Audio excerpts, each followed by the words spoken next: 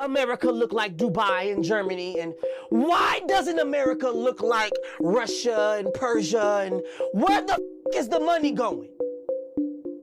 Every single mayor needs to figure out what the they want to do before There should be grapes, turnips, vegetables, everything on the streets every day for the homeless to eat.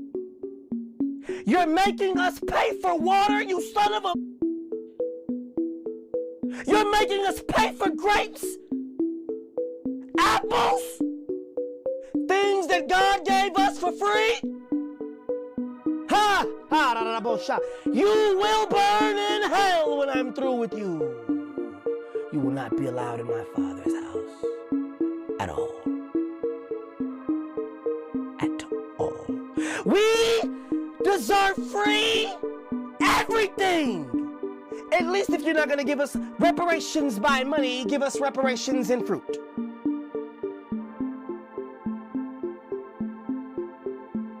You owe us over $1.5 million. These subsidy checks are... So we are the hoes. And the government is our pimp. So, since we're not getting mad about them taking that percentage, okay, for taking care of the American people, okay, let's take that $1 billion and give them $2,500, and they should be happy with that because we take care of them.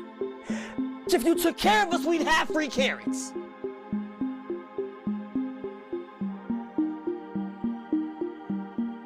This ain't no mother game. Y'all owe us money. That's why Yuga ends on January the 15th.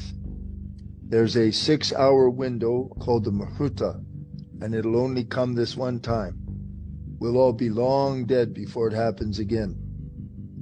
Jesus came at a time when he tried to hit the Muhurta, Buddha, all of these greats. Because the Muhurta is a little tiny window where the Earth is aligned at a particular geometric line to the center of the galaxy, the Milky Way galaxy. And at that time, there's a tremendous amount of power. If the divine has enough people in the proper state of consciousness, they can create a phase transition. They can alter the brains of the entire global population of the Earth. And the apex of the power of that special 12 hours is 12 noon Indian Standard Time.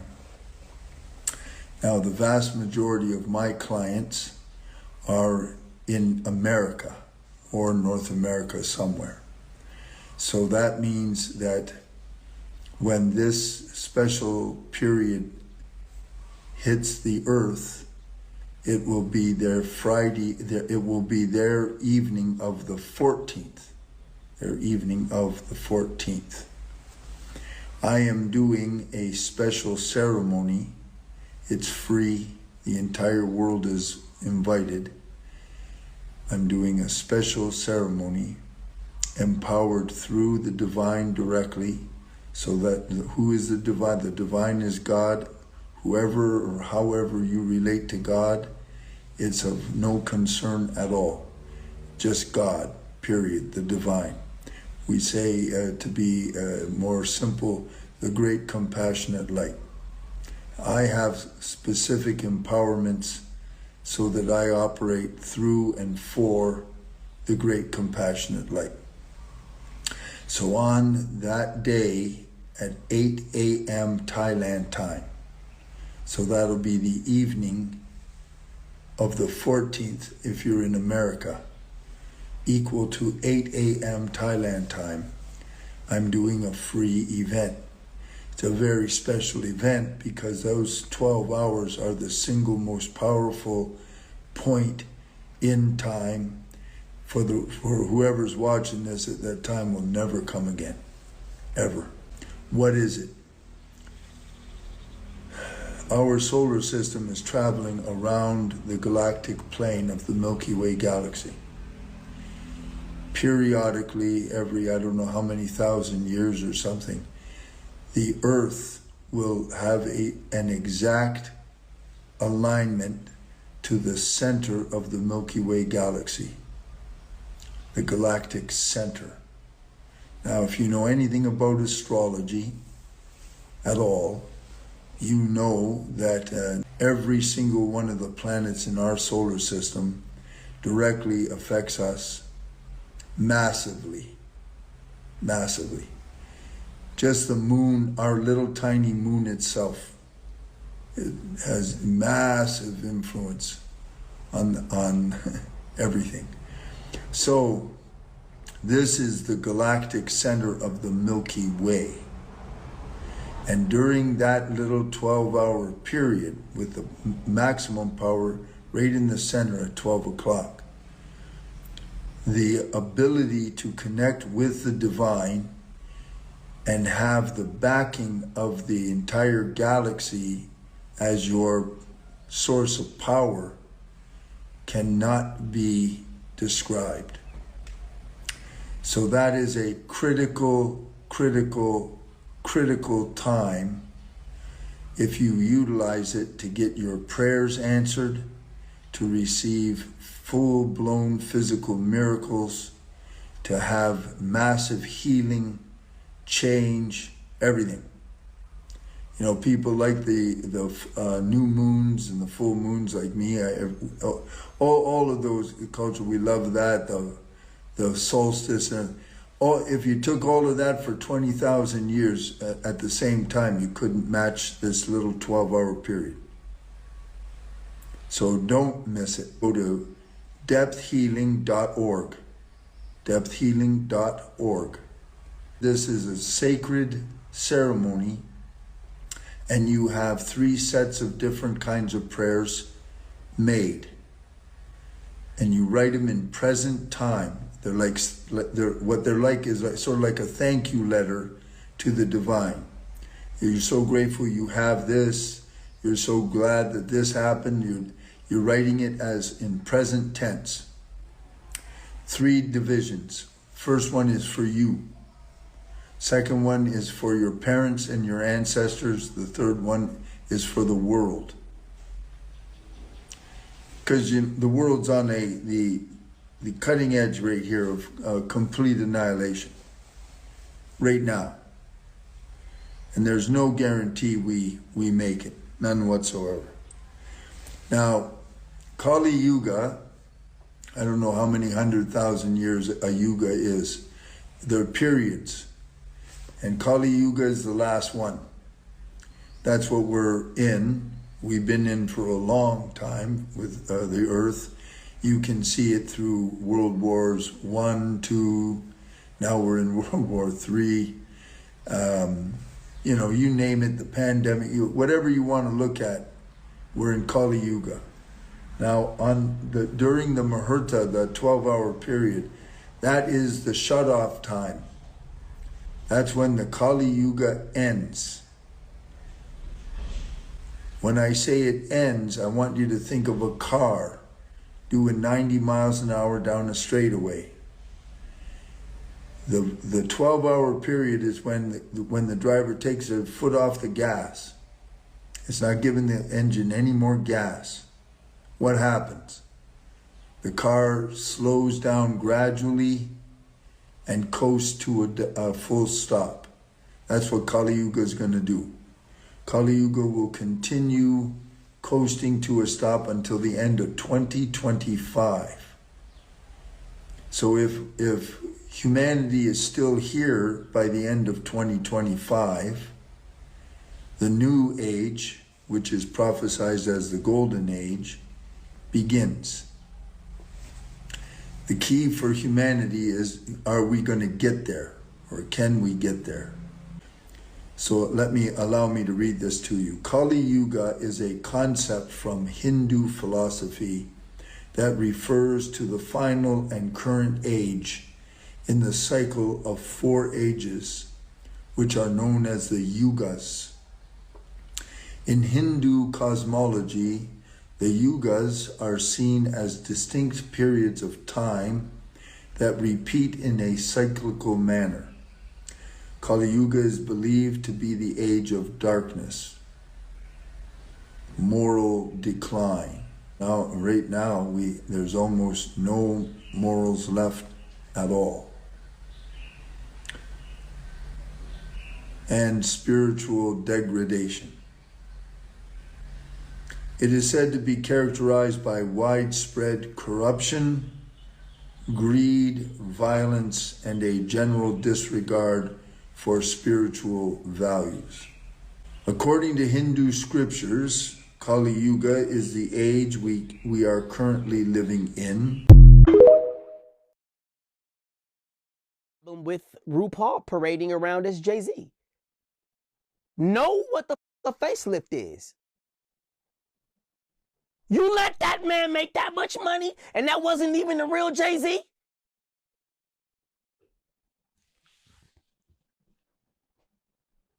I'm not mad at Farrakhan. I'm not mad at Farrakhan. But tell people that you're RuPaul. Stop misleading people and standing on the pulpit like you're this big leader when you know what you're really doing out here. Keep it 1,000, bro.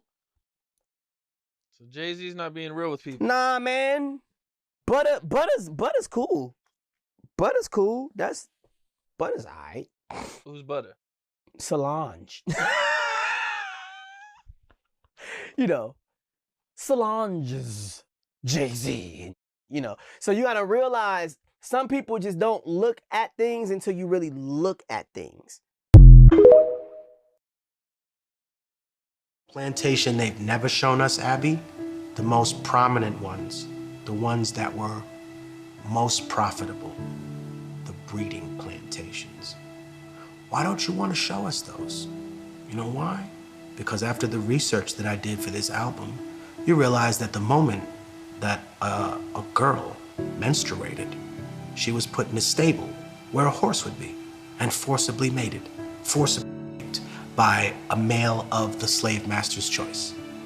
And when she had children, they weren't called children, they were called a litter of pups.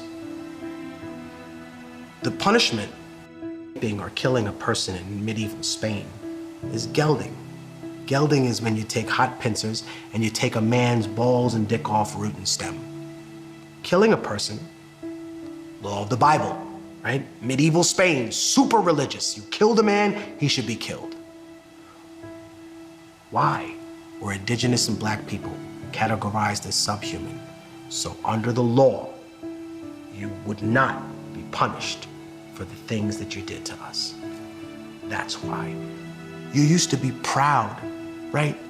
Used to be proud, white America, of murder. Used to be proud of colonization. Used to, wow, that made us tough. And then you got ashamed of it. And that's what you're dealing with. That's what America's dealing with, a schizophrenic crisis. There's a British manual, right, that was taken out of the British Museum because within the manual, it talked about how it was a weapon of war that should be used against the indigenous population. You're ashamed of that now. You're ashamed, right? Who was Christopher Columbus? His image has been so whitewashed, but he was trafficking little girls on an island. Who does that sound like, huh? All you right-wing defenders of Christopher Columbus and his legacy, he was trafficking 9-year-old indigenous girls on an island. Who does that remind you of, you intellectual coward? Just because liberals are dog shit doesn't mean that you shake hands with the devil, right? The same way I tell people all the time who are white working class people who hear about reparations for black people and automatically get upset. You know, they hear the word Africa and they're furious already. But the problem is this. The money doesn't come from you.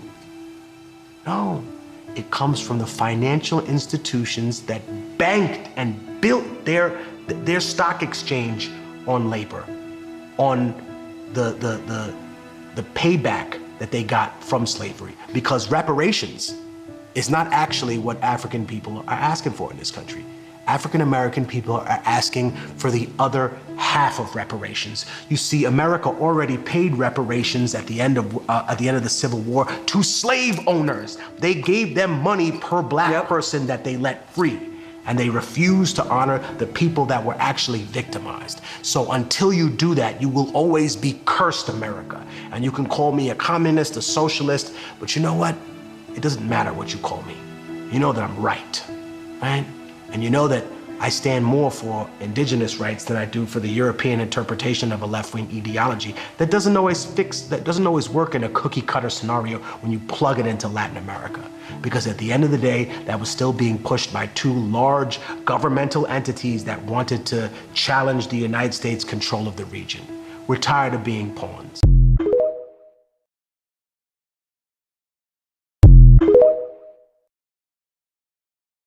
Let me show you how fake these clouds are, y'all. Because through these fake clouds, you can see nothing but blue. You see what I'm saying? And then you see a different kind of cloud through the gray clouds. Y'all see that? Y'all see that, right? So, and not to mention, this gray cloud is literally sitting right on top of our heads, like it's closer. But yeah, you see what I'm saying? Through the gray clouds, you see nothing but blue skies. So the sun is out, but someone is messing with the weather. Look at that. Look at the different kind of clouds. Look at the white crowd. Look at the white clouds over the gray clouds. See, here's the gray cloud, the blue sky, and then different kind of clouds, the white clouds. Y'all see that, right? Crazy shit, crazy. Look at that. Look at that. Someone is playing with us. Someone is playing with us. This video is strictly for entertainment purposes only. I am only raising awareness to interesting situations during this interesting times. Keep up with me on my other accounts, especially on my YouTube, where I go deeper on the esoteric level on these topics at hand. Let's get this shift, y'all. Peace in.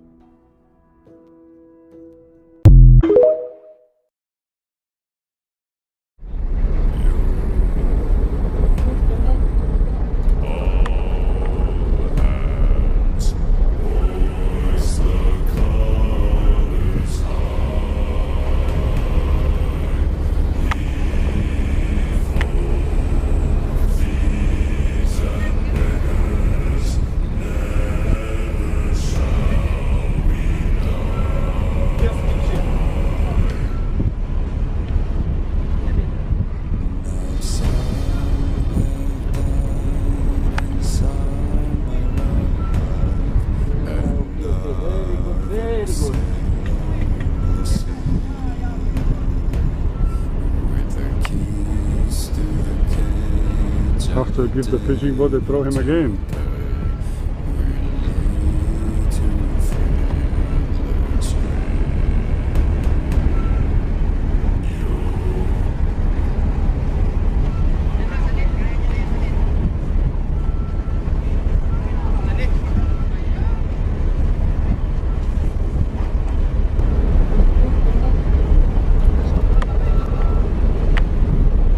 Looks like this is tight.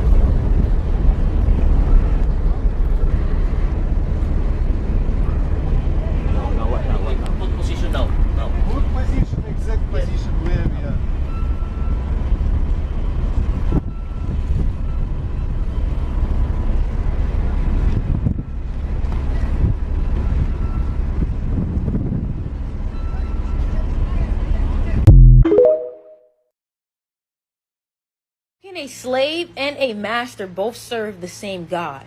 Then both of them expect their prayers to be answered by the very same God. How is that possible? Ephesians 6:5. Slaves, obey your earthly slave masters with respect and fear and with sincerity of the heart, just as you would obey Christ. This is exactly why I block every single person that tries to come into my lives or comment on Jesus and say Jesus is going to save my life. What you have to understand is me as a black person understands that the Bible and that religion was then used to enslave our people even more. Our ancestors were enslaved and weren't able to learn anything else besides the Bible. If they were caught reading anything else, they would actually get beaten or in trouble. They were only able to learn the English language and read the Bible. So what does that tell you? The best way to manipulate and take over a whole dynasty or civilization is to take all the knowledge that they once knew and to give them the knowledge that you want them to know.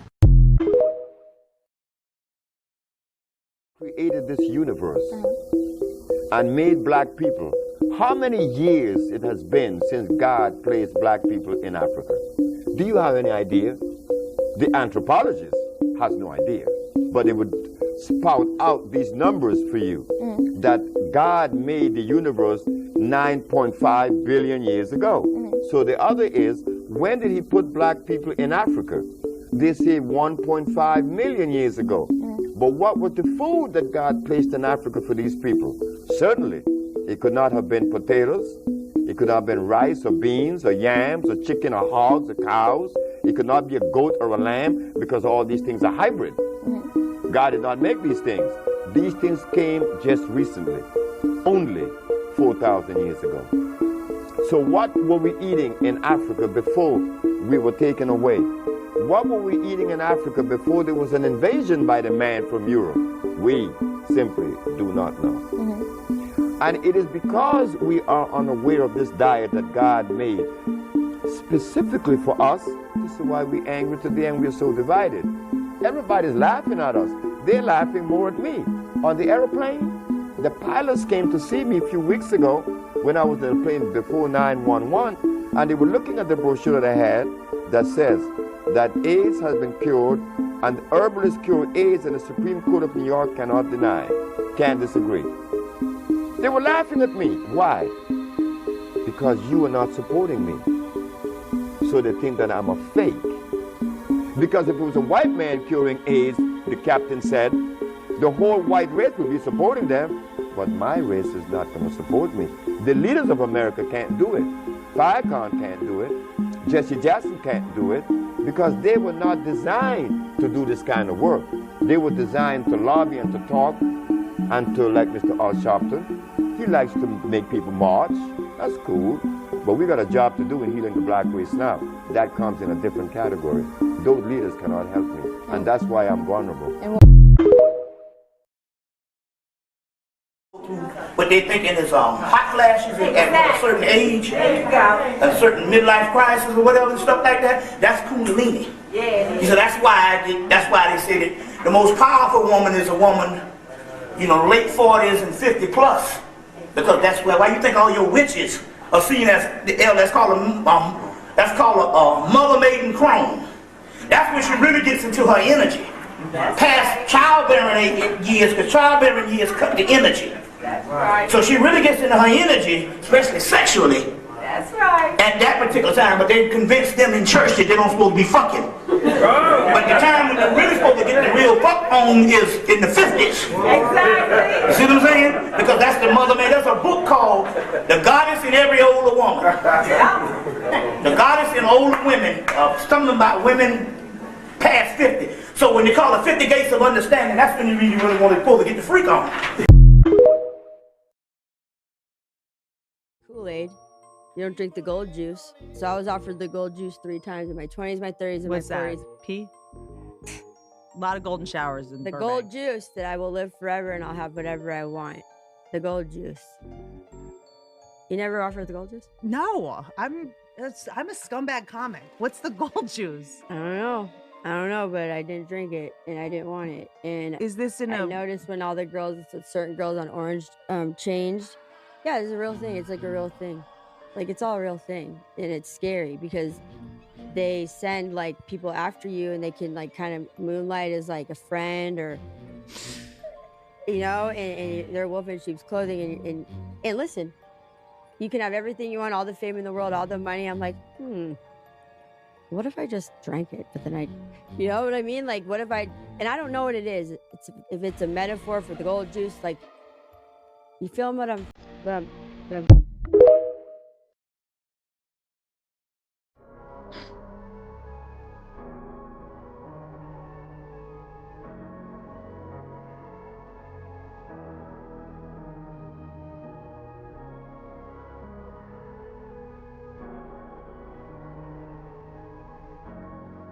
And we're all here to tell you the real situation with the climate so that you can understand once and for all that the situation humanity is in right now has never occurred in the planet's entire history.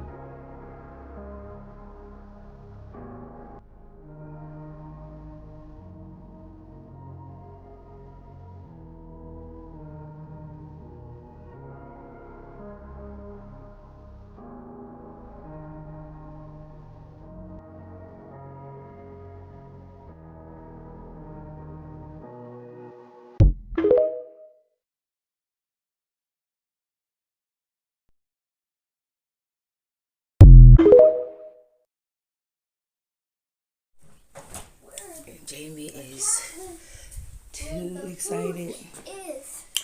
This is what we've been waiting for. This is what we've been preparing for. Wait. So the internet is still out. Just chill out, dang. I probably know what I'm doing. I kind of like where like I can see some like lines. Okay, the lights is, everything is out. Except for our lights. Oh. Listen. The TV still. It said connection when I leave. But this nigga, just wait. I always know. No, did it work? Look. Let me see.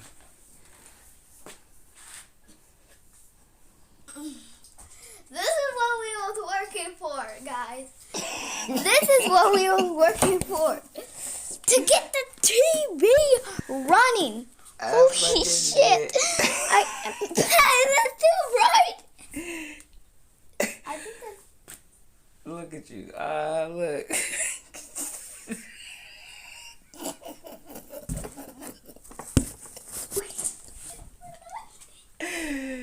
I'm fucking dead. Because you're not chilling out. Yeah. You just jumped into conclusions thinking this shit about to work. Well, every day, I know it makes you feel like I don't give a but the next time I see you, I remember you. I promise I'll remember fucking trouble? I'll give you fucking trouble stealing my spot. I remember your name and where you came from. You are not fucking playing here. I'm telling you right now, you're not fucking playing here. Well, why don't you go ahead and get the manager from the market, and then we'll talk about it, because... Hold your ground. Huh? Hold your ground, dude. Don't leave. Yeah. I'd rather hear you than his stupid tap dancing ass. Oh, thank you. I have a question for you. I apologize for kicking your can. I will apologize for that. I apologize. I was that angry. Because if we keep doing this, it's not good for the people here, because it's hard for them to enjoy your performance or my performance when they're both at the same time. What if you tap dance to my songs? We could be in synchrony, and then we both can prosper. Did you play anything upbeat? I like what I like, what I like, what I like, and I love what I love, what I love, what I love, and I like what I like, and I love what I love. If you don't, I don't come on for me.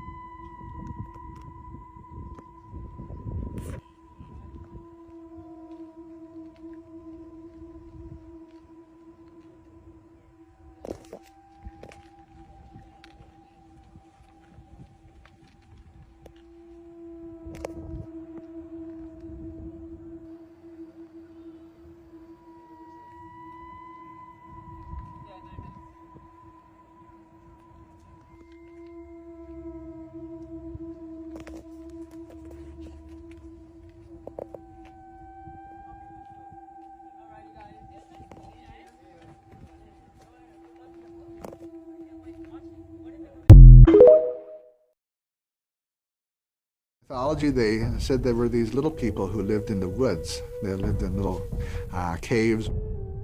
So they were the ones who looked after the tobacco plants while Blackfoot people were out buffalo hunting, and they had to go off and do their berry picking or their collecting of other foods.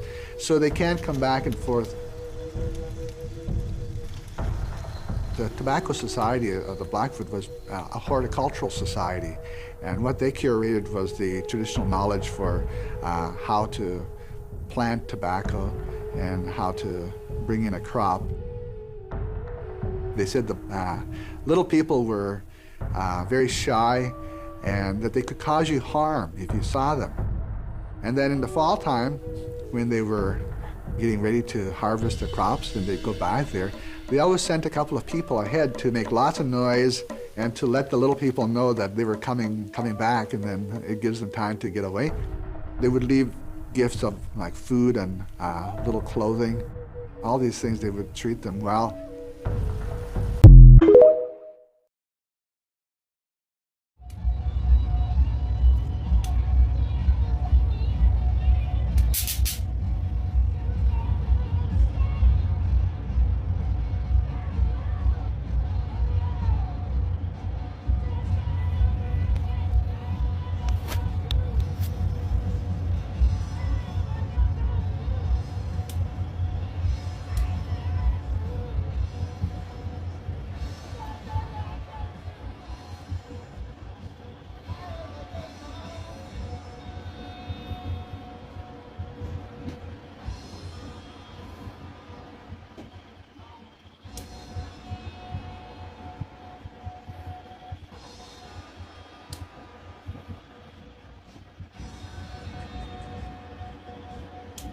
Get it? Yep.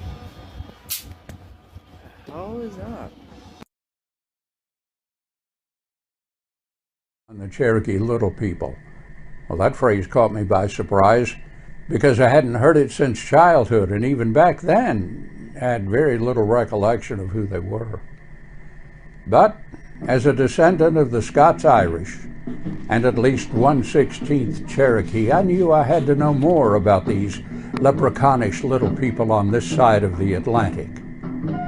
Were they more than just a remnant of rumor? So as the elder Cherokee storyteller used to introduce his narrative by saying, "This is what the old men told me when I was a boy. I know not how the truth may be, but I tell the tale as was told to me." The little people, and I'll try the Cherokee pronunciation of Yunweyusti, were originally called moon people because they only came out at night. They were said to predate the arrival of the Cherokee in the Southeast by many, many years. However, it would appear over a number of years that a respectful relationship of peaceful coexistence has been established. They hold a significant place in tribal oral history. It's said that especially gifted or selected young Cherokee, as they were growing up, were encouraged by their parents and the elders to go out alone and talk with the young Weyusti. Thomas E. Males was a fine artist and researcher. He authored and illustrated the Cherokee people. He writes that the young Weyusti preferred to make their homes in rock caves on the sides of mountains. They were a handsome and well-shaped race, hardly reaching up to a man's knee. Estimates of heights go from knee-high all the way up to 18 inches to over 3 feet. They had long black hair that almost fell to the ground. Those who've spent years, if not their whole lives, studying the young Weyusti say there are 3 different clans. All are great wonder workers.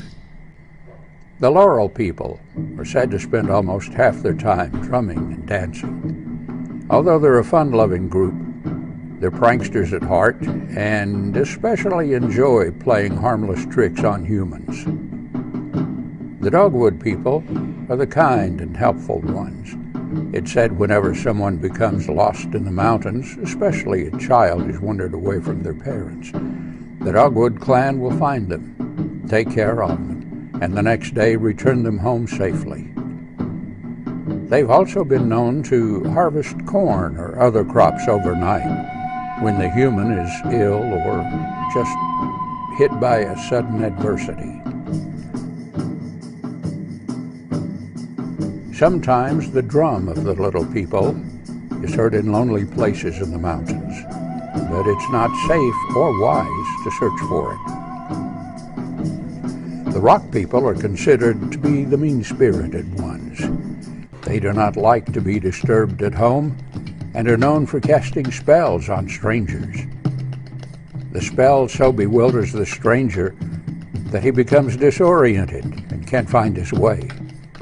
Even if he were to get back home, he's forever like a person dazed or in a trance. When the hunter finds a useful object in the woods, such as a knife or grinding stone, he is to say, "Yanwuyusti, I want to take this," because it might belong to the rock people. And if he did take it and did not have permission, they would throw stones at him. During the smallpox outbreak among the eastern band of Cherokees just after the Civil War, a sick man wandered off into the woods. His friends searched but could not find him.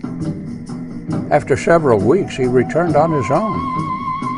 Said the little people had found him and taken care of him in one of their caves, and they tended him until he was cured.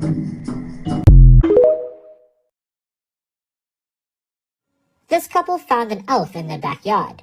No, that is not conjecture. They spotted a small humanoid wandering around in their backyard and decided to follow it, while recording a video of the encounter that they then posted onto the internet. The mini humanoid managed to escape in the end and ran off.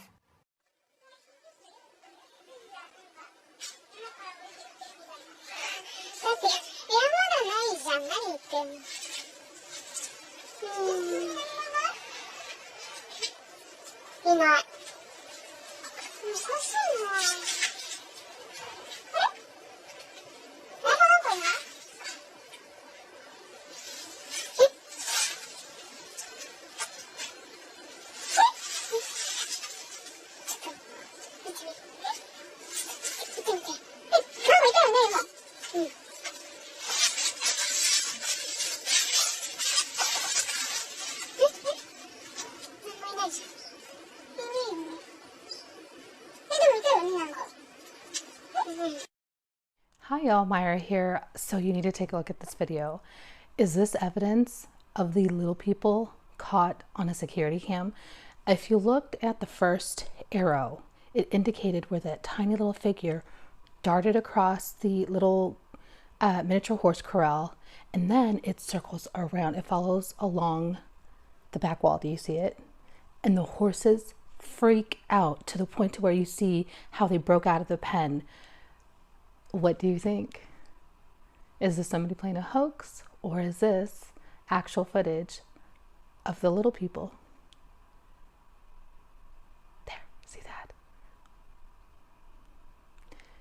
And actually, if you download this film, you can go pane by pane and you see it scurrying along the outer perimeter of that wall.